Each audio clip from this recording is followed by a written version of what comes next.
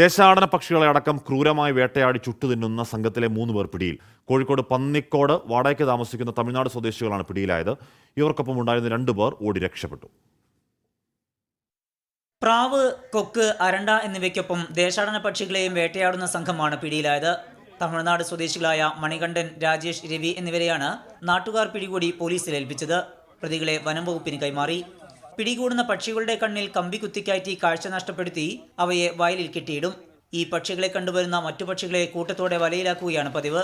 കൊടിയത്തൂർ പഞ്ചായത്തിലെ കാരക്കുറ്റി വയലിൽ നിന്നാണ് സംഘം പിടിയിലായത്.